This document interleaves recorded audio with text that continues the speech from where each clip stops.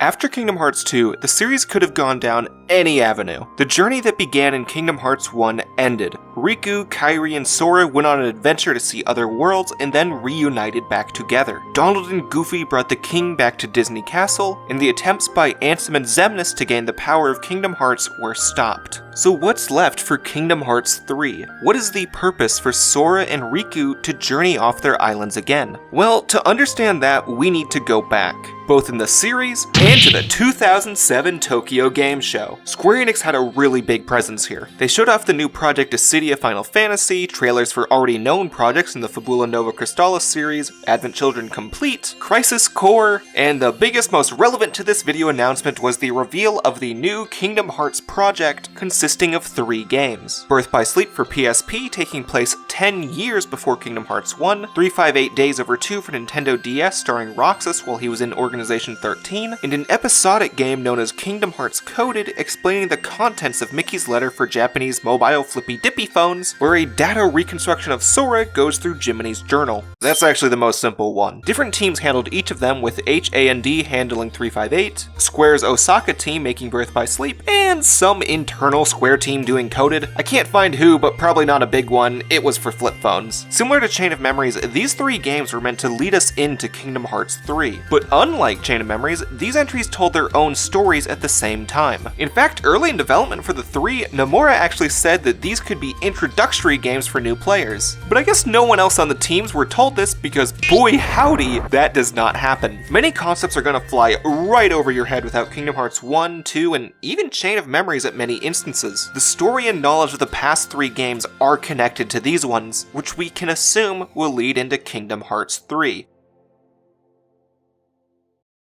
All 3 of these games were rapid-fired in release, with Episode 1 of Coded coming out in 2008, 358 in 2009, Birth by Sleep in early 2010, the last episode of Coded late in 2010, and the DS remake of Coded in 2011, which was the only version released outside of Japan. The flip phone version is also vaporware at the moment, with, to my knowledge, no way to play it without a supported Japanese phone that already downloaded it before 2013. Whether you play 358 or Birth by Sleep first really doesn't matter, but Coded pretty much has to go at the end since its final chapter references characters from 358 and Birth by Sleep. Or don't play Coded, we'll get to there at the end.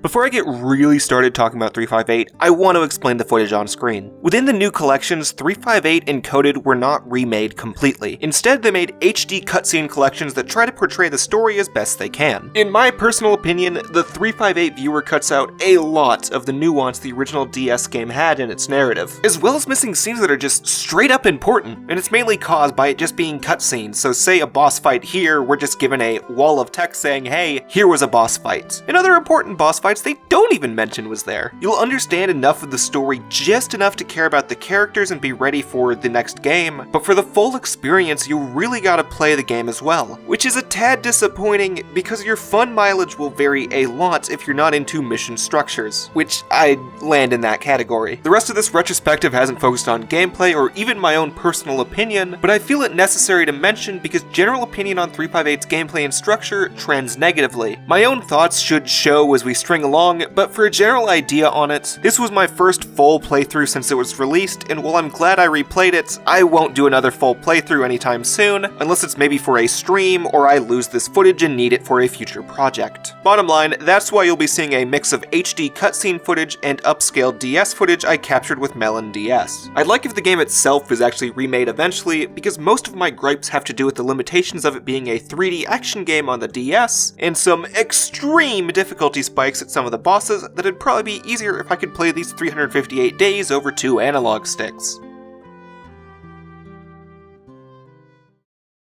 Given where 358 is in the timeline, we already know how Roxas' story will end. He's going to betray the organization, fight Riku, and end up in the simulated Twilight Town. A potential paradox, or god forbid a retcon, is ready to keep the writing team on track. We already know Riku fought Roxas to reawaken Sora, just not why Roxas betrayed the organization. Of course the organization is evil, but how did Roxas realize that if it's all he knew? And what did his relationship with Axel look like? Why were they so close? These are some of the main main questions 358 is going to answer, starting our story 7 days after Roxas joined the organization, or 7 days after Sora released his and Kairi's hearts in Hollow Bastion. Since Sora turned back into a human so quickly, Roxas has just been a heartless, memoryless, and therefore emotionless nobody that doesn't speak or do anything. All he knows is that he's number 13 in the organization and that his name is Roxas, which he only knows because Xemnas told it to him. His first moment of interest in anything is when the brand new 14th member of the organization named Xion joins their ranks. Oh fuck, I don't remember her in Kingdom Hearts 2, this can't end well. Xion as well is an emotionless nobody, not even showing her face, and is the driving force for Roxas later in the story. But let's put her aside for now, because Axel needs to get Roxas out of his shell for a bit so he can start actually working for the organization, beginning the 7-day tutorial featuring the Chain of Memories characters where they very explicitly explain his purpose. Organization 13 needs hearts to make Kingdom Hearts, Roxas is in Organization 13, Roxas is a nobody, Roxas wields the Keyblade, only the Keyblade can gather hearts for Kingdom Hearts by defeating Heartless. Therefore, Roxas defeats Heartless to gather hearts for Kingdom Hearts so that he succeeds in his purpose for the organization. Roxas lines those pieces up slowly because of his lack of any experience, with the organization members telling that information to him bluntly since they have no memory of caring for a Roxas, thus they do not care. Only Axel really tries to act friendly towards Roxas, teaching him what a friend is in the process.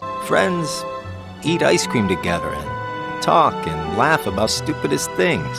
Which through Axel's explanation registers to Roxas as people that laugh and eat ice cream together, thus setting Roxas and Axel's new after-work tradition of eating ice cream together to prove their friendship. Hanging out with Axel after work becomes the one thing Roxas looks forward to each day, making Roxas lose any joy once Axel leaves for Castle Oblivion on day 23 for the events of Chain of Memories. Now he starts getting paired up with Xion, who still stays under her hood and says nothing to Roxas until her third mission where she finally shows that her face is similar to Kairi with black hair. Meaning that there are now 3 flavors of Kairi's walking around. This is the best flavor. And we see that she too can use the Keyblade, making her Keyblade wieldery, her identity, and why she's not in Kingdom Hearts 2 one of the core mysteries around 358. But Roxas isn't worried about that. He just realizes, hey, this can be someone I can eat ice cream with again, meaning he can still have a friend. With the rest of the narrative after this consisting of a revolving door of if he eats ice cream with Axel, Xion, or all 3 of them together, depending on who's at home. The repetitive way they do this same thing day by day gives a sense of security. If Roxas is alone on the tower, things aren't okay. If only Xion shows up, she's okay. If Axel's missing, Axel's conflicted about something. If all 3 of them are on the tower eating ice cream, then they are best friends. It might sound like a simple explanation, but it's the only way Roxas can understand friendship. Any information a nobody receives is taken literally unless they have a memory to decipher the emotion behind it. Axel initially said friends eat ice cream to mean it's one of the things they do, but for Roxas, that's literally all they do until he sees something otherwise. So now Roxas has 2 purposes day by day: perform tasks for the organization and eat ice cream with his friends to solidify their friendship. So let's talk about this days thing. Unlike other entries in the series, 358 works on a mission structure instead of a continuous journey. 358 starts around when KH1 ends and ends when KH2 begins. And on each day, Roxas walks into the lobby, Sykes gives him his mission, you do the mission either with a partner or on your own, eat ice cream, and then go back to base to repeat the process. For various reasons, it's not actually 358 missions, it's actually 93, and not all of them are mandatory, though the game's tough and you'll want EXP, so do most of them. It feels repetitive, but serves the narrative needed to get into Roxas's headspace, especially because Roxas isn't exactly curious to make in-depth hunts through a location unless asked of him. Roxas wants to leave as fast as possible so that he can go back to eating ice cream with Axel and Xion, so as soon as he's completed his task, he tries to get out of there. Because of that, there's some missions finished after only walking through 1 or 2 rooms, letting you discover more of the field later. Although all of the worlds are somewhat returning from KH1 and 2, so we, the player, have a general idea of how much of what we're seeing. 358 has Twilight Town, Agrabah, Wonderland, Beast Castle, Neverland, Halloween Town, and Olympus. However, Neverland is almost completely original with the actual islands rather than the boat and clock tower force scene in the first game. Now, unlike Sora's party in KH1 and 2, the organization is trying to stay as covert as possible. Because of this, they take more roundabout paths than Sora's party would've, such as backdoors in Beast Castle, the roofs in Agrabah, or the subway system in Twilight Town. In keeping with the covertness, Roxas never interacts with major characters from the Disney worlds. He'll interact with Tinkerbell instead of Peter Pan, or Zero instead of Jack. The most important people he talks to are probably Genie or Phil, but it's not like Roxas himself is furthering a Disney narrative on purpose. Him killing Heartless does have domino effects on the worlds, just not what he intended. Beating the Antlion in Agrabah stops the prevalent sandstorms, and just dicking around gives Jack some ideas for next Halloween. Not exactly any grand stories in the Disney worlds besides when he stops Pete from finding Jafar's lamp and starting a big Heartless army in Neverland. The entirety of this plot thread was removed in the cutscene viewer and nothing was lost. For the worlds in KH2, it's interesting to see how exactly they got to their position.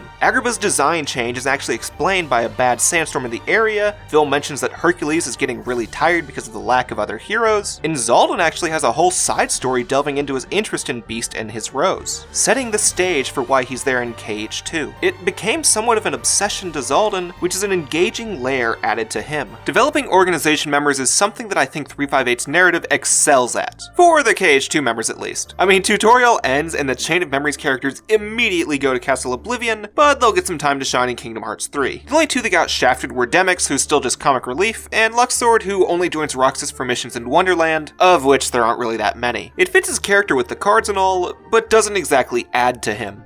The main focus is on the hardships of Roxas, Axel, and Xion's friendship, with Cyax acting as a foil to that by just being a general dick. Though Cyax is given more depth through his relationship with Axel. As it seems, Cyax and Axel have their own motives in the organization separate from Xemnas' goal of attaining the power of Kingdom Hearts. In fact, it was Cyax that wanted Axel to ensure the elimination of all the Castle Oblivion members, including Vexen and Zexion. He also wanted Axel to find the Chamber of Waking in the castle we heard of last time, as it may have secrets even Xemnas doesn't know about. There's strong tension between the two throughout 358, and I'll go ahead and spoil it now. Birth by Sleep shows that they were childhood friends as humans, with some strange interest in Ansem's castle. Speaking of Castle Oblivion, 358 really likes to test your knowledge of Chain of Memories, as much of the rest of the story relies on its concepts. Starting first when on day 26, Roxas falls into a slumber, which should roughly be when Sora fell asleep in Chain. According to Xemnas and Cyax, he should reawaken once all of Sora's memories are stripped out of him. Because of that, he wakes up on day 50, and on day 51 it's back to work as normal, on which he's told by Cyax it's likely the entire Castle Oblivion team died. 20 more days later, Axel comes back the same as ever, immediately eating ice cream with Roxas. Though at the same time, Xion has gone missing, so the two start searching for her and a few days later find her in Twilight Town. A chance meeting with our boy Pent sets us up on the right path to find her, where she's struggling to gain hearts because she's lost her ability to use the Keyblade, prompting a period where Xion and Roxas go on all of their missions together so the organization doesn't notice Xion is gaining 0 hearts. Only made possible by Axel using his masculine wiles to woo Cyax into allowing it. They know it can't last forever though, so Axel tries his best to keep Cyax off their ass, at least until Xion regains her Keybladery abilities, which she couldn't do without Roxas's pathetic stick wielding. Roxas? That's a stick. I'm sorry, I was too nervous to ask any women to voice this. This portion in some ways is a micro version of the whole story. Roxas does not want anything to change, nor does he really understand that things could change. He wants to continue performing tasks for the organization and eat ice cream with his 2 friends. He doesn't remember having a heart, having other friends, or suffering from job applications rejecting you. He does start to have quick flashes of Sora's memories after his coma, kind of like he did at the start of Kingdom Hearts 2, though he again doesn't think of them too often. Interestingly, they'd only show up on the bottom screen of the DS. It creates the illusion that us, the player, are experiencing the recollections of Sora, which is a nuance lost pretty drastically in the cutscene viewer. A day where Roxas' routine faced the largest hurdle is his day off. With no idea of fun besides sea salt ice cream, he has a slight crisis where none of the other organization members can help him. He ends up just hitting a ball with Hayner, Pence, and Olette in Twilight Town, letting him experience something new and explaining why they felt a connection to him in Kingdom Hearts 2. This is probably the second most important scene they removed in the cutscene viewer and the manga adaptation, as it leaves a mystery from KH2 unanswered. Expectedly, Roxas ends his first day off on the clock tower like he always does. Are the kids here on summer vacation already? Nah. Can't be, it's much too early. Summer vacation? What's that? It's a dream come true, that's what. Where they get a whole month off. A month off? I wouldn't know what to do with that much time. I could deal with 7 days, maybe. While Roxas is deaf to the idea that this may all end, Axel and Xion know that it won't last forever. Pretty soon after their day off, Xion has an encounter with an organization imposter, aka Riku, who beats Xion pretty badly. It kicks off the plot of finding out who Xion is, with Axel and Xion finding out about it separately from each other, and then keeping the knowledge away from Roxas. Axel found the truth far before Xion within Vexen's secret research journal, and attempted to keep the knowledge from her as well, because Axel knows that the moment she learns the truth, things can't go back to the way they are. Unlike Roxas and Xion, Axel knows what life is outside of missions and sea salt ice cream. He doesn't want that life. Or more exactly, he doesn't want life without Roxas and Xion. His last friend before them was Xion, and as we see in 358, their relationship is currently rife with mistrust. Axel is the only one that knows what will happen when Xion learns that she too is a piece of Sora. Remember Riku Replica from Chain of Memories? Well, he wasn't the first or only replica. Vexen had an entire replica program he worked on, which Xion, or Project Number 1, was a part of. Xion is a failed replica of Sora that had no clear identity. When she began interacting with Roxas, the nobody of Sora, Xion began absorbing Sora's memories that were meant to go to Roxas, which is why Roxas is seeing some of Sora's memories but can't make heads or tails of it. Recall that a nobody is the body of a somebody with only their memories, while Roxas has the body, somewhat, while Xion is receiving the memories. Now since Sora's strongest memories are of Kairi, Xion has taken her face. And just like Roxas in KH2, Xion needs to return to Sora so he can wake up, making reuniting Xion with Sora Riku's quest in 358. So, do you hate me for taking your friend away from you? Nah. I guess I'm just sad.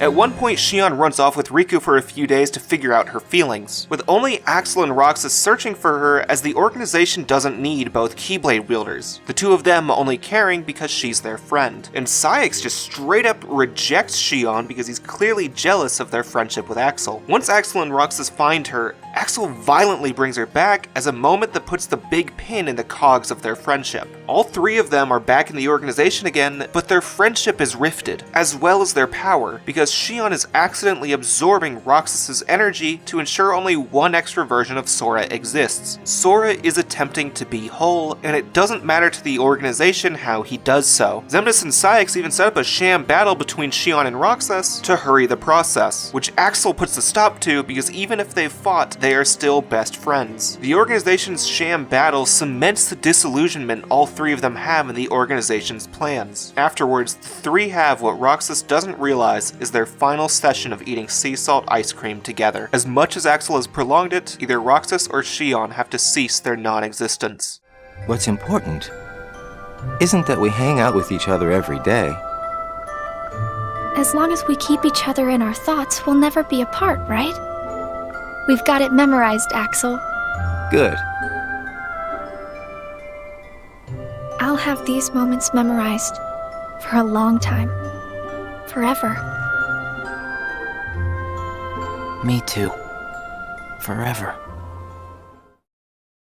Upon the following day, Xion and Axel are paired up with Xigbar for a mission in Wonderland. There, Xigbar gets in a fight with Xion because when he looks at her, he sees something far different than Kairi. Because the truth isn't that she only looks like Kairi, but that different people project a different look onto her. Any scene where she's hooded means that they don't have a projection yet. Xion wins the fight against Xigbar, and Axel allows her to leave after seeing something under her hood hidden to the player. Roxas is pissed off about the ordeal after he hears about it, and after one more mission the next day where he places a strange device by the Agrabah keyhole, he decides to leave the organization on the following day, which interestingly is the only mission where you go through the castle that never was, and finish it with a fight against Xion, who's by all means been the major foil to Roxas throughout the game. There's next to no emotion between the two of them before or after the fight. Rather than fighting out of pure rage, they're going through the motions of what they believe has to happen. Afterwards, leading to a scene we know pretty well from Kingdom Hearts 2.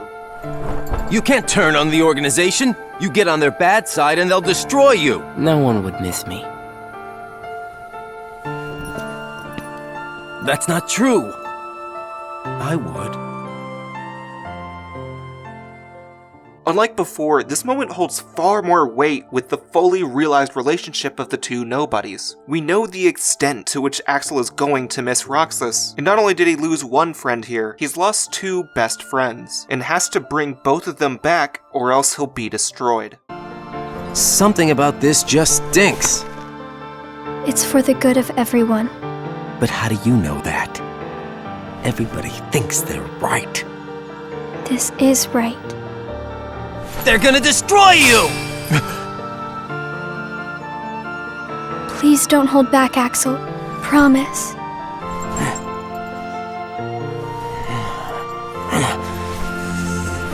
What's your problem? You both think you can do whatever you want. Well, I'm sick of it. Go on, you just keep running. But I'll always be there to bring you back! Axel brings Xion back to the castle for the final time, falling in the process from exhaustion. There, Xemnas takes her for reprogramming so that she'll absorb all of Sora's memories and desire a final battle with Roxas. With so much of Sora's memories, she's begun to look like him instead of herself. You know, for at least a few minutes, because she turns into this armored warrior immediately afterwards. This is a tough fight, not because of difficulty or annoyance, it's difficult for the player's heart. We know Xion is someone not making it out of this game. There's not even a metaphorical visual hint about her in Kingdom Hearts 2. For the past few hours of the game, we knew Roxas and Xion can't both exist. And to make it worse is how Naminé mentioned not long earlier that since Xion is comprised of memories, everyone will forget about her after her demise. As she fades away in Roxas's arms, he and everyone else in the world slowly start to forget her, with Roxas grappling onto the moments of her more than Xion herself. Reuniting with Xion was Roxas's last grasp for friendship after abandoning Axel, and now she's leaving. Xion! Who else will I have ice cream with?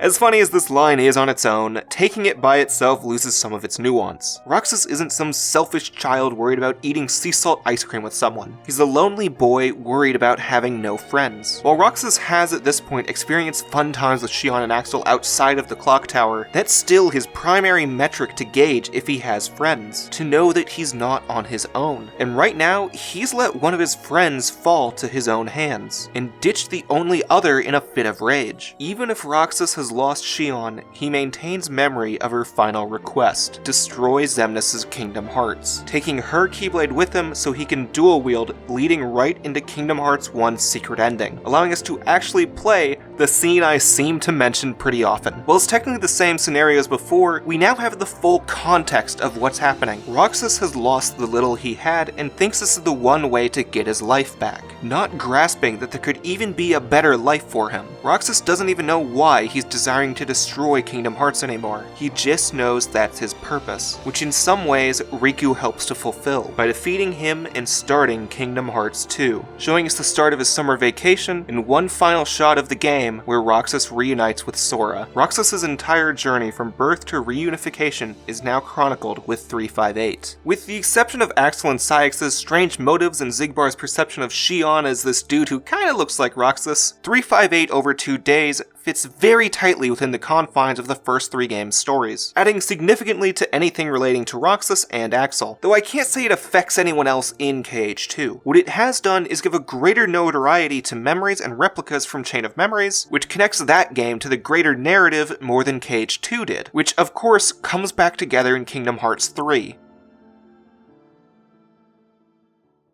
So let's move over to the most popular of today's games. In some ways you could argue that the past 3 games were based upon adding a context and story around the secret ending of Kingdom Hearts 1. Chain introduced our black-coated enemies, KH2 clarified who the fighters were and introduced the world that never was, while 358 clarified the fighters' motives. Birth by Sleep moves away from that and is instead the story of Kingdom Hearts 2's secret ending, set 10 years before the events of Kingdom Hearts 1, where we play as the 3 Keyblade warriors we saw in that expanded offensive CG. We can just assume that part where they lifted Sora, Riku, and Mickey's Keyblades was metaphorical and not to be taken literally, especially because a younger Mickey is even on the box art. But let's not get too far yet. Birth by Sleep is the most important of today's 3 games for the story going forward. In fact, it would have not been out of place to name it Kingdom Hearts 0 when it first released.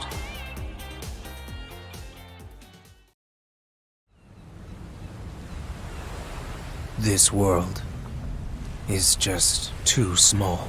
BBS first begins with a young, disheveled, white-haired man on Destiny Islands wanting to leave it, which then fades into an older gentleman leaving a knocked-out boy that looks identical to Roxas. This is one of our 3 protagonists for Birth by Sleep named Ventus. Currently his heart is fractured, causing his vegetative state. A brand new heart from the islands joins their hearts together to keep him safe, reawakening Ventus and allowing him to wield a Keyblade.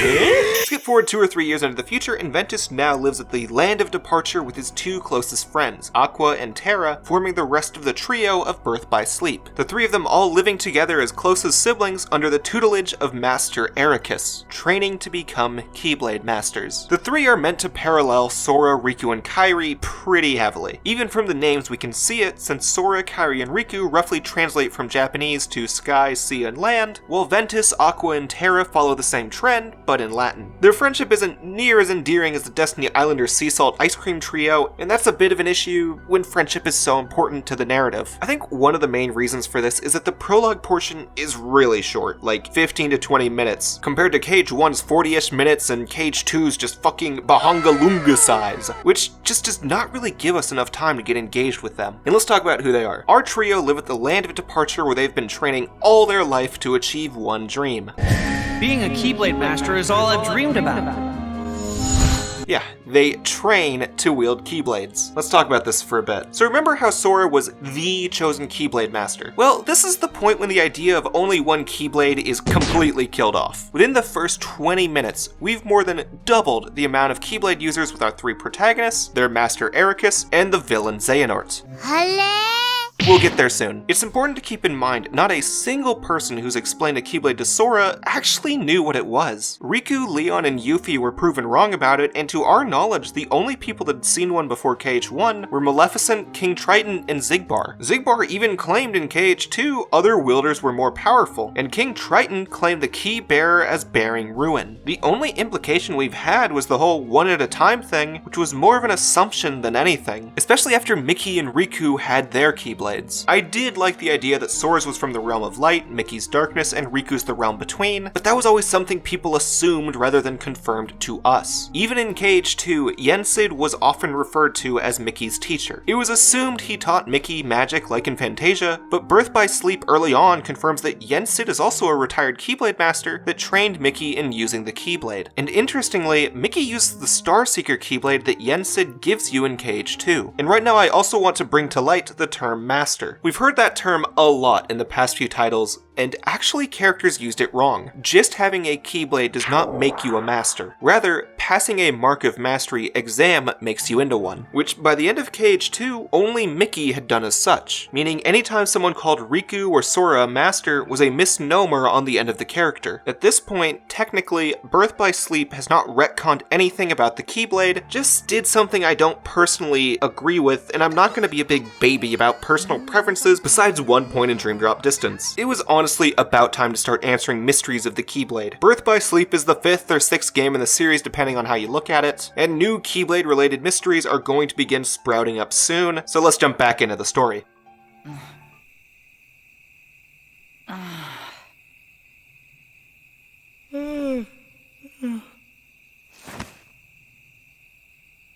Whoa!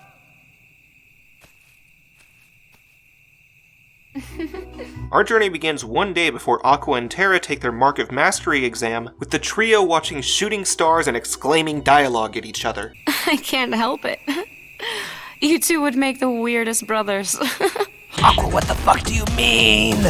Aqua shows the two that she made friendship bracelets for the three of them to wear, and they serve the very grand purpose of being friendship bracelets. Ventus looks up to Aqua and Terra a lot since they're a few years older than him, and really hopes that they succeed in their mark of mastery, while Terra and Aqua look at Ventus as a little brother type. I really wish I weren't simplifying what we're given here. This night ends with all of them looking at shooting stars, promising to be friends forever, and Ventus wishing Terra and Aqua will pass their exam. Which is a fun little exam, because on the day Terra and Aqua take it, their master Ericus and his old funny finger Keyblade master friend Xehanort watch it. The two apprentices have to fight some glowy light balls to prove themselves when, whoa, the funny balls go darkness mode. I sure do wonder who's at fault here. Oh geez, let's hope that Keyblade master candidates and little Venti Wenti can take on a tiny bit of darkness. You'll understand why I'm making fun of this in the Dream Drop video. Ericus is proud of their tiny achievement and has them take upon the second part where they face each other in combat. Ericus clarifies that winning the fight doesn't award the mark of mastery and that neither or both can still earn it. However, midway through the fight, Terra has a small spark of darkness show from within him, and while Terra kept it under control, Ericus decides to only award Aqua the title of mastery. From here, the stories take upon a Sonic Adventure 1 structure where we pick one of the characters and follow them along to the end on separate connected journeys. Technically, the decision was right before the mark of mastery, but that scene doesn't change between characters. Instead of explaining it character 1, character 2, character 3, I'm just going to talk about them all at the same time in chronological order. And I'll tell you now, while you can pick them in any order you want, you should really go in the order of Terra, Ventus, then Aqua, as it results in a more coherent story and the most clean transition into the final story. Like I said, Yes! SA1 structure. I mainly recommend this because Terra is the one that pushes most of the narrative forward, and that should become clear as we go along. Especially because the first thing to happen after the exam is Xehanort putting the idea into Terra's head that maybe darkness good? That's a good thought.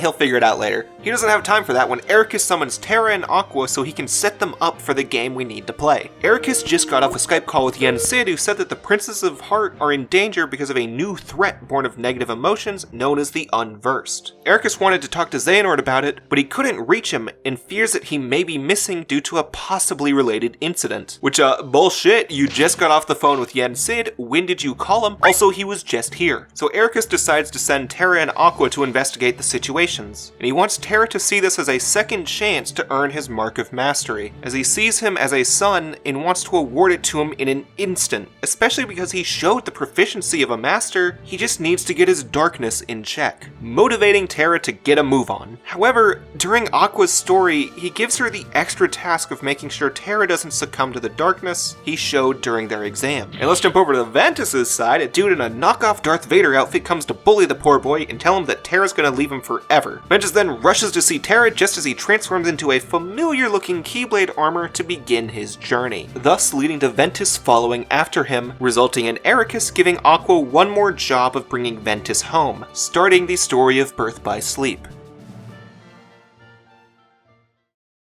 As hinted by Ericus, the first 3 worlds our heroes visit are the worlds inhabited by the Princesses of Heart that we didn't go to in Kingdom Hearts 1, meaning worlds from Sleeping Beauty, Snow White, and Cinderella. All 3 fight Unversed, with Terra arriving first where he accidentally gets tricked by a Disney villain besides the Cinderella world, and then fights back once he realizes he got duped. Ventus then shows up second besides Cinderella where he's first, and looks for Terra while helping out with a side character from the movie, and finally Aqua arrives last to wrap up any loose ends. The Princesses worlds are noticeably guilty of just going through story beats of the worlds they're from, though a twist on the formula makes them feel fresh. Since we're going through each world as 3 characters at different times, often with focus on different characters, it creates a story focused upon understanding. Within these 3 worlds, the heroes have no knowledge of what each has done besides what Disney characters tell them. Usually a villain such as Maleficent portrays that information, making them a bit of a faulty narrator, though not completely lacking in truth, as Maleficent is the first one to imply Xehanort is less than good to Aqua, which that part also confirms that Xehanort taught Maleficent about outside worlds and the 7 Princesses of Heart to set her up for Kingdom Hearts 1, which is why Maleficent forces Terra to steal the heart of Princess Aurora. Don't worry, Ventus gets it back. Because of the information they have, our heroes need to trust that each other are doing fine, as Aqua only meets up with Ventus and Terra once each, and Terra never meets up with Ventus during the 3 Princesses worlds. And even then, Aqua meets Terra at the start of her journey and the end of his visits to the Princess Worlds. While Ventus and Aqua are both near the end of their visits when they meet up, they have literally no clue what Terra's done other than what they're told, and have to keep their trust in their friend.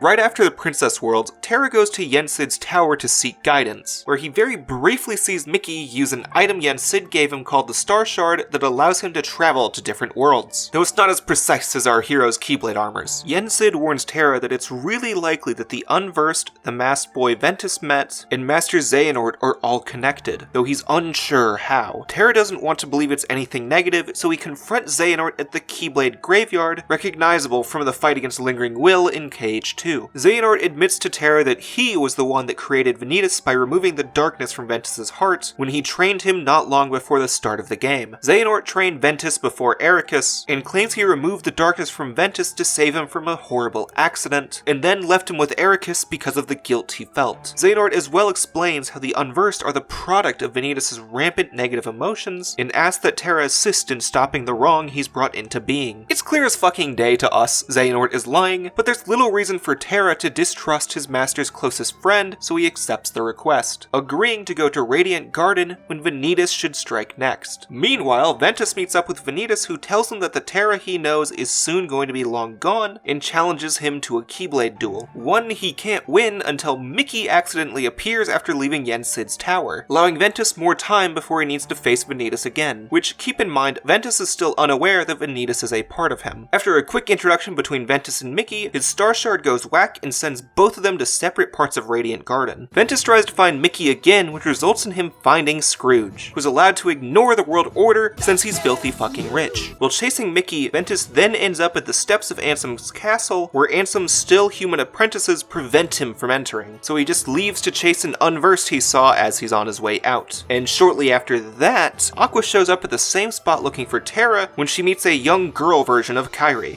Fuck, I didn't talk about this in the first part. Kairi is actually from Radiant Garden and ended up on Destiny Islands with amnesia after it was lost to darkness. This was known in the first game. Moving on, the Unversed are attacking Kairi since she's a Princess of Heart, leading Aqua and Mickey to save her from the danger. Once she is saved and Mickey introduces himself to Aqua, Mickey warps away and Aqua casts a spell on Kairi that will make it so when she's in danger, her light will be led to the light of another, explaining why Kairi's heart ended up in Sora. Kairi then walks away with the Master of Masters. Kairi then walks away with her grandma to not be seen in the game anymore. And oh look, Aqua, it's a Unversed. She follows it to meet up with Ventus and Terra to fight one giant Unversed with Ventus and Terra. You do it in all three stories, and you can think of it like the Chaos 4 of this game, except it's not total fucking dog shit.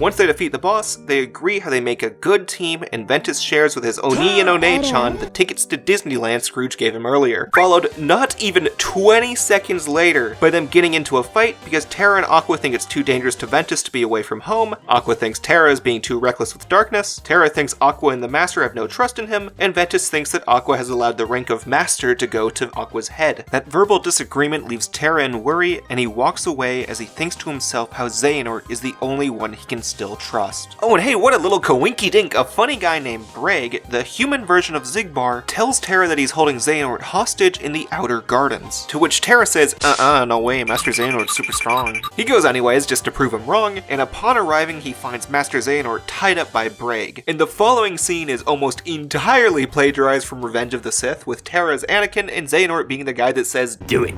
Terra wins the fight by succumbing to darkness, in the process taking one of Bragg's eyes and leaving a scar on his cheek. After winning, Terra feels a strong regret over his use of darkness to win, and fears that between that and his stealing of Princess Aurora's heart, he can't return home anymore. To console him, Xehanort tells Terra that his use of darkness was like, really badass, and that he can now become his pupil instead of that lame light lover Ericus's, even going so far as to call him Master Terra to convince him to join his side. Oh man, this really is just Revenge of the Sith. And of course, because we know Xehanort's the bad guy, we see a scene afterwards where he and Braig have a casual conversation since they were in cahoots throughout the entire course of that kidnapping. Braig's pretty pissed about the damage he took and only excuses it as long as Xehanort keeps up some part of a bargain with him that we'll talk about in the Dream Drop video. Xehanort also says that Terra still has too much light within him, meaning he couldn't have stolen any hearts, implying that Xehanort was behind the dresser twiddling his fingers to release Princess Aurora's heart, and Terra's actually all Gucci still. Now going to Ventus's end, he was off trying to chase Terra when he had to stop to save this little boy Yenzo from some unversed, and then he met Evan.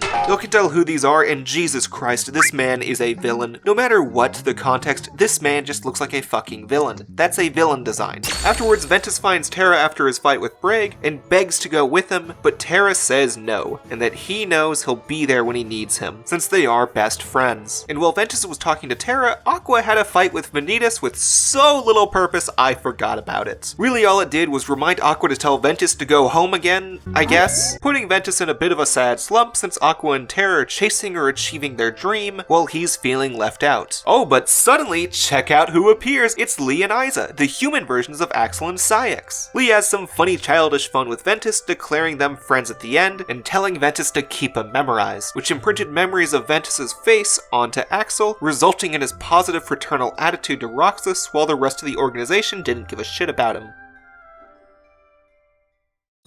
Anyway, now we're at the second half of Disney Worlds, consisting of Disneytown, Olympus, Neverland, and Deep Space, which is based on the sci-fi parts of Lilo and Stitch. More than anything, these four are fan service worlds picked because they have connections to later games that you can have set 10 years prior. The Stitch connection is loose since he was just a summon and in a few cutscenes from 2, but it's fine. Stitch is fun. We get to see some fun things like Minnie banishing Pete, Maleficent saving Pete, Phil training a young Hercules, Peter Pan getting put in his place, and Stitch learning about friendship from Terra. The world selection at this point allows us, as players, sense of familiarity in the worlds our new characters visit, all three of whom beginning a new arc during these worlds. Terra one of redemption, Aqua regaining her trust in Terra, and Ventus learning that he can one day stand as an equal to Terra on his own. And you might notice by now, a lot of Birth by Sleep revolves around the actions of Terra. Sometimes negative, like the reaction to Terra stealing Aurora's heart, even if he didn't really, while others are positive, like when Terra saves Zack Strife from Final Fantasy VII when he's under the mind control of Hades. Everyone in these worlds really like Terra. He's the hero of Olympus, teacher of friendship, freer of Tinkerbell, based of the Red Pilled. Everyone is keeping a positive memory of Terra and reinforcing positive Terra memories into Aqua and Ventus. Even if every moment they're together is filled with fighting and Birth by Sleep, their time apart is making their friendship stronger. Aqua's renewed trust in both of her friends reaches an apex when Vanitas appears at the end of her Disney visits for yet another battle, resulting with both of them passing out for a bit. While Aqua's taking that nap, a strange light guides Terra to Destiny Islands, where he contemplates the distance he feels with his friends. Here he discovers a young Sora and Riku, which leads him to conclude that one of them was the light which brought him here. Sora plays away like the dummy he is, while Riku actually comes to interact with Terra, noticing that he's not from around here and telling the story of a kid who left for good, with implications that this kid might be someone we know. Riku looks up to that kid because he too wants to leave the islands, so that he can find the strength to protect his friend, namely Sora. That sweet innocence makes Terra believe Riku to have guided him here, motivating him to perform a ritual, making him capable of wielding a Keyblade. In your hand, take this key. So long as you have the makings, then through this simple act of taking, its wielder you shall one day be, and you will find me, friend. No ocean will contain you then. No more borders around or below or above, so long as you champion the ones you love.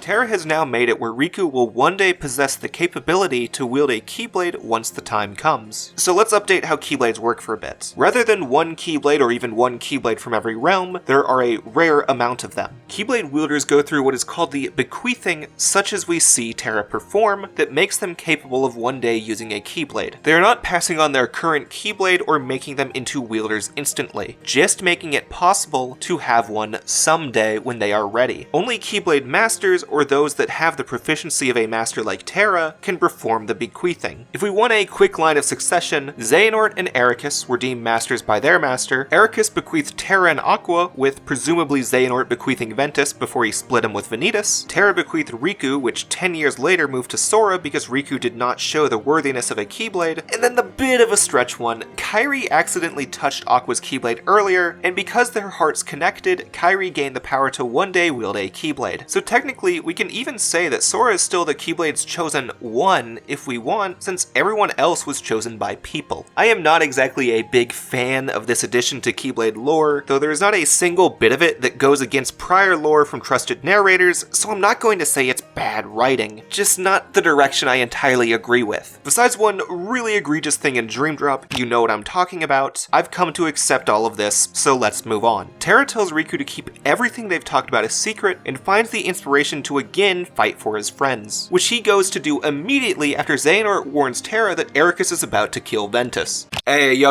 let's back up to Ventus for a bit. Back in Neverland, Ventus accidentally found Mickey's Star Shard, which warped him immediately to Yensid's tower where he met with the Sorcerer, Donald, and Goofy. They've worried about the whereabouts of Mickey, who they discern fell at the Keyblade graveyard thanks to his Star Shard. Once Ventus arrives to save him, it's shown that Xehanort is the one who struck him down, doing such to attract Ventus so he can tell him the truth. Vanitas is the darkness within him, and Xehanort released it not to save Ventus, but so he can force a being of pure light and another of pure darkness to clash and form the Keyblade. In this case, spelt with the Greek letter Chi and pronounced Key because Nomura really thought he was funny with this one. Xehanort tells Ventus that he would become the most powerful Keyblade wielder if he made it, but Ericus was too afraid of him doing this, resulting in Xehanort sending Ventus to confront Ericus to learn the truth from him, who then tells Ventus that a few years ago, Xehanort told his friend he wanted to create the Keyblade so that he could beget a new Keyblade war, recreate an almost unknown event that caused darkness to swallow the worlds and rebirth the new ones known today. Xehanort wants to learn how this could be and force a hard reset so that he can see light come from darkness. Ericus tried to stop him but failed, earning his scar from Xehanort in the process. They made up a few years later when he brought Ventus to Ericus, but Ericus also knew he couldn't let Ventus leave, while Xehanort needed him to not leave until he was strong enough to equal Vanitas' power. In his efforts to stop Xehanort's plan from unfolding, Ericus strikes at Ventus, catching us back up with Terra's story. With so much disillusionment in his master placed into him by Xehanort, hurting his brother was the final nail that pushed Terra to accept darkness to save Ventus. Terra throws Ventus away in a portal while he prepares to face the man he saw as a father, using the power he taught him never to touch. Ending with Terra regretting how he accepted darkness to fight his master, and Ericus apologizing for failing as one. Raising his Keyblade against two of his pupils was the worst thing he believes he could have done, falling into the arms of Terra after Master Xehanort strikes the killing blow into his best friend's back, forcing Terra to realize that Xehanort is evil and swears to strike him down, a battle which Xehanort exclaims must happen at the Keyblade graveyard as he destroys the Land of Departure. Now, during all of that, let's go check in with Aqua, who found her way to Destiny Island from the same light Terra followed, which means she also meets Riku and Sora there, who are very sweet best friends to each other. Aqua sees that Terra bequeathed Riku the power of a Keyblade, and requests that Sora help Riku if he ever falls to darkness. It's really awkward, these guys are like 5. She thought of bequeathing Sora, yet abstained because she worries 2 Keyblades might lead to a rift in their friendship. Yensid guides her to his tower on her way off of Destiny Islands to inform her that Terra and Xehanort struck Ericus down and that she needs to go to the Keyblade graveyard to find them, while Vanitas does the same to Ventus on Destiny Islands not that long after Aqua left. At this point, Ventus also regains all of his memories of his time with Xehanort that I've already gone over. Terra, Ventus, and Aqua all are going to meet up at the Keyblade graveyard to prevent Xehanort's plan and fight Vanitas. The 3 of them meet up at the center of the graveyard where the story catches up to the Kingdom Hearts 2 secret ending. Here, Terra admits that Aqua and the Master were right to watch over him. He regrets allowing Xehanort to fool him and plans to kill Xehanort, despite knowing that his longing for revenge is fueling the darkness within, with Ventus then showing up to admit his fear of creating the Keyblade with Vanitas. And what's kinda nice here is that Aqua and Terra don't even know what that is, but they promise Ventus that they're going to help him and always stay by his side. It's touching at this scene how the three of them realize each have gone through a lot and have done some wrongs, yet they are ready to put that past themselves because they know that deep down, the three all want what they think best for themselves. Terra, Ventus, and Aqua have rekindled their friendship just in time to face Xehanort and Vanitas. Countless Keyblade wielders gave up their lives, all in search of one ultimate key. And it will soon belong to me.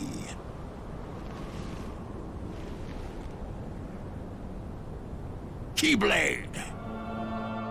An in-game recreation of the KH2 secret ending starts and plays through to where Ventus is frozen on the floor with Aqua where she'll face Braig, while Terra begins a battle against Vanitas and Xehanort. Braig plans to make sure Aqua and Ventus fall so that Terra is more likely to succumb to darkness, though all he really accomplishes is holding off Aqua long enough for Vanitas to escape the fight with Terra to knock her out. Watching Vanitas almost kill Aqua makes Ventus's heart burn with enough light to unfreeze him, resulting in a fight between the two equal halves of light and darkness. And after that fight's done, Vanitas explains what we've already known of the Unversed, absorbing all of them back into himself. You know, so they're not in all the games after this. And unmasks himself to show that his face looks like Sora for a reason that should be clear by the end of the video, fusing his body in the heat of the moment with Ventus's in hopes of creating the Keyblade. Although, the Keyblade is not finished yet. Within Ventus's whole person, Ventus is fighting back against Vanitas within their heart, preventing the perfect unification. And during that battle, Aqua and a barely making it in time Mickey fight a unified Ventus externally that Vanitas has dominance over. Both fights trying to stop the Keyblade from getting up to Xehanort's hand and give Ventus his heart again. I absolutely adore the synchronous way this battle plays out, and I actually feel like Aqua and Ventus make a great team.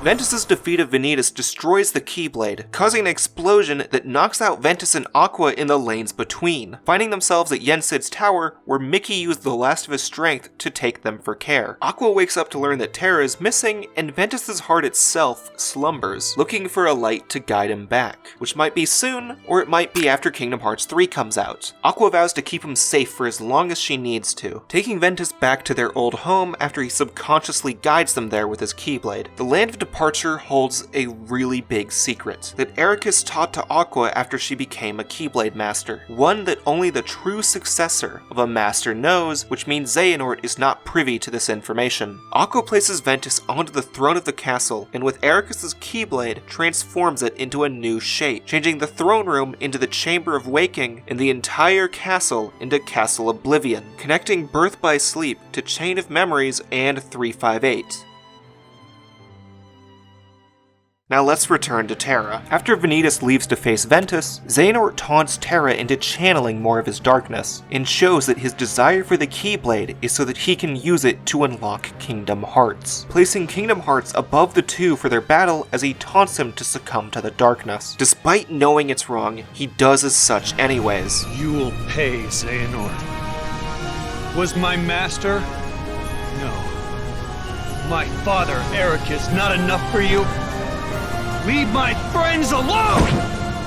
Yes, boy! Terra has done wrongs he regrets deeply, brought darkness to helpless worlds, allowed the death of his master, and danger to come to his friends. Killing Xehanort is the only way he can see to right these wrongs. However, defeating the old man, Master Xehanort, was all part of his plan. Right as Ventus and Vanitas forged the Keyblade, Xehanort stabs himself with his Keyblade to release his heart and place it into Terra's younger body so he may live longer, an act he could only achieve with Terra's acceptance of darkness. In a swift last-ditch effort to save himself, Terra dons his Keyblade armor, but it wasn't fast enough. The armor falls off to reveal Master Xehanort has taken Terra's body, turning into the young Xehanort we recognize from the flashbacks in KH2. Xehanort has won the fight with Terra. This heart belongs again to darkness.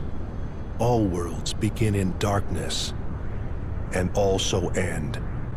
In the end, every heart returns to the darkness whence it came.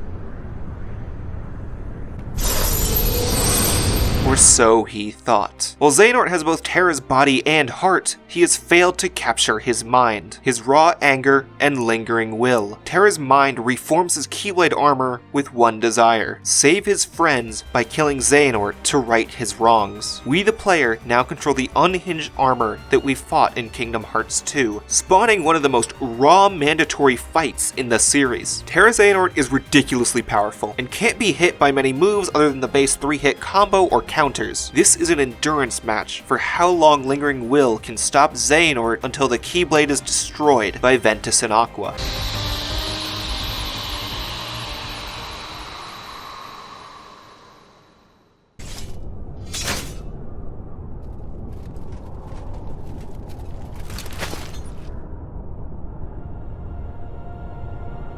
Terra's story ends with the summoned Kingdom Hearts receding into the sky, Terra Xehanort being taken into the explosion of the Keyblade, and the Lingering Will promising to one day set things right.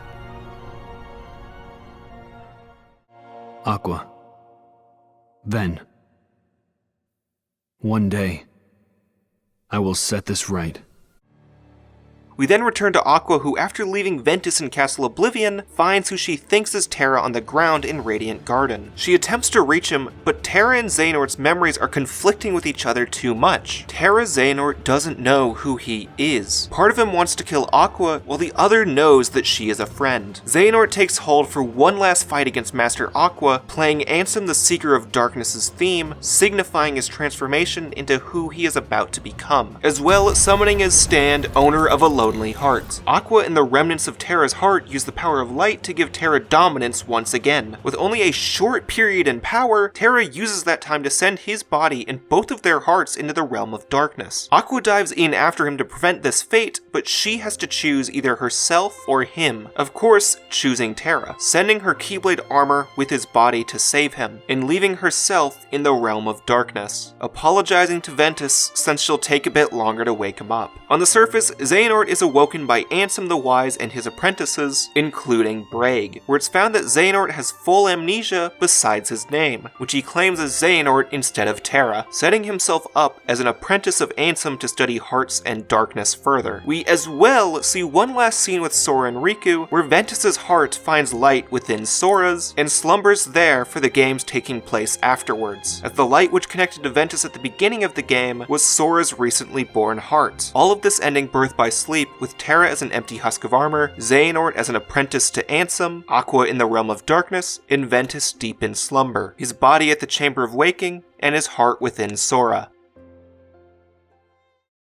Now, before we move on to as little as there is to say about Coded, I want to go over many pieces that only become clear with both games, starting with Ventus and Roxas' connection. As we learned, Roxas is not a normal nobody. He lacked memories of Sora and doesn't have his appearance either. Now, when Sora released his and Kairi's hearts at Hollow Bastion, Ventus's was also inside of him, which made the appearance of Ventus bleed onto Sora's nobody. Ventus's time in Sora as well explains the dual Keyblades. Each heart can normally only have one Keyblade. When Sora uses two, he's using both his own Keyblade that chose him and the one locked to Ventus's heart. Roxas for most of 358 used Sora's Keyblade, while Xion used Ventus's through her connection to Roxas. And the period of time when Xion couldn't use Ventus's Keyblade was caused by her distance from Roxas because of his coma and her going off by herself right afterwards. Then, upon Xion's demise, Roxas gained back the use of Sora and Ventus's Keyblades, which turned into Oathkeeper and Oblivion because of Sora's memories messing with him. On a similar note, Vanitas' face morphed into Sora's because of the part of Sora that completed Ventus. And then, I know I never talked much about Unversed, and that's because they're really lame. Now, their name is meant to signify how they're not well versed in life, as they only have one negative emotion instead of a wide array of them. They aren't nearly as distinct from the Heartless as the Nobodies, which makes it pretty clear that their reason for existing is because they couldn't use Heartless. Remember from part 1, the emblem Heartless didn't exist until after Ansem's research, which means that by the time of Birth by Sleep, they'd only have a few designs they can use, which really isn't that interesting for a whole game. And speaking of Ansem, let's talk about him, Terra Xehanort, and Xemnas. As we now know, the apprentice Xehanort we knew previously was actually one body with two hearts within, Terra's and Xehanort's, with no memories outside of his name, which effectively makes him a new person. Now, when Xehanort turned himself into Ansem and Xemnas, he's done something interesting. Ansem is the heartless of Xehanort's heart, as it's the one that dominated their persona, while Xemnas is closer to Terra's nobody, since it was without a doubt his body. Both of them retain memories of their time as Ansem the Wise's apprentice, while Xemnas has been slowly gaining and mixing memories of both Xehanort and Terra through his use of the Chamber of Repose, leaving Aqua's armor in there to remember her, and wanting to find the Chamber of Waking in Castle Oblivion because he's learned that Ventus slumbers there. And now one last term we want to update, Kingdom Hearts. Everyone so far has not known what Kingdom Hearts is, and I'm gonna be honest, in the full series, we still don't really know what it is. However, summoning it has also changed. In Kingdom Hearts 1, Ansem thought he could create Kingdom Hearts by sending worlds to darkness. In Kingdom Hearts 2, Xemnas thought he could create Kingdom Hearts by fusing hearts together. Now in Birth by Sleep, Xehanort believes that having light and darkness fight will create the Keyblade, which will allow him to attain Kingdom Hearts. As we have already seen, it didn't work all that well, and I'm gonna leave it just as that until the Dream Drop Distance video. Last thing before we get to Coded. So in this Disney Final Fantasy crossover, there might be something you've noticed as really missing, and that's Final Fantasy. The only two characters to appear are Moogles with some cute hoods in 358, and Zack. Moogles act just as shops like they do in every Cage game, and Zack is kinda clearly here to remind PSP owners, hey, you should buy Final Fantasy VII Crisis Core. And yeah, I do really miss the FF characters, but they would have not fit into the covert story of 358, and writers have said in interviews that they decided against having young FF characters in BBS during development. Luckily, themes of Final Fantasy are still rampant in the games. Obviously light and darkness, spell and item names, but a fun one is in 358. Every member of Organization 13 is based upon a pre-existing Final Fantasy class. Xigbar is a ranger, Larxene a ninja, Zaldin a dragoon, Syx a berserker, Demyx either a dancer or a bard, and so on. It's the main way that sets the organization apart in all their appearances. You can actually play as all of them in 358's multiplayer mode, but y'all can figure out how to do that yourselves. I wasn't doing it for this video.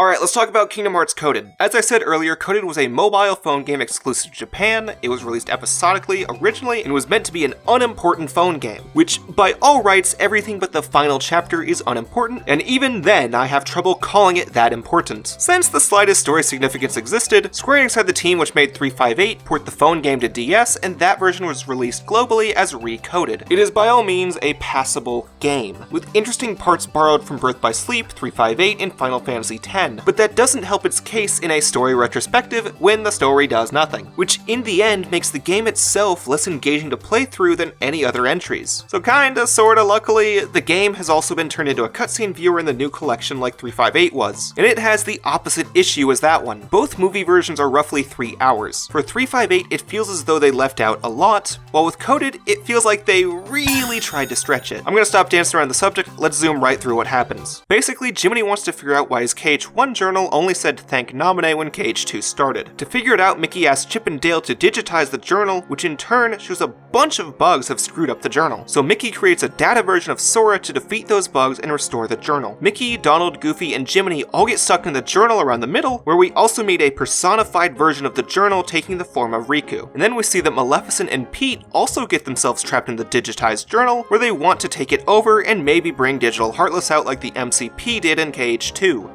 Guys, I'm midway through the game at this point. After restoring the cage, one part of the journal, Datasaurus sacrifices himself to get Pete, Maleficent, Mickey, Donald, and Goofy out of the journal, leading Maleficent to realize, hey Pete, let's find this book that won't be important until Kingdom Hearts 3. And then Mickey's gang on the outside notices that there's an extra chapter in the book about Chain of Memories. So they make a new Datasaur and send him to Data Castle Oblivion, where Data Roxas and Data Naminé both tell them that the entire point of this journey was to find out if a real Sora is ready to save the 7 people undergoing the most hurt by by testing a data version of him. Those 7 being Terra, Ventus, Aqua, Naminé, Axel, Roxas, and a girl no one can name. The data Naminé deems this data Sora ready to face the challenges of rescuing all 7 of them. Mickey then goes to tell Yen Sid about this little side adventure, where they realize that if Xehanort's Nobody and Heartless both perished, then the real Xehanort should come back. With this worry, Mickey writes his letter to Sora and Riku to make them aware of their purpose in Kingdom Hearts 3. Every plot beat of Coded is repeated in Dream Drop Distance, but better. The only thing you're truly, actually missing out on is Maleficent mentioning the book and some character interaction. And even then, most of the cast aren't the real characters, and if you're fiending for Donald and Goofy interactions with Mickey, have I got some shit to show you.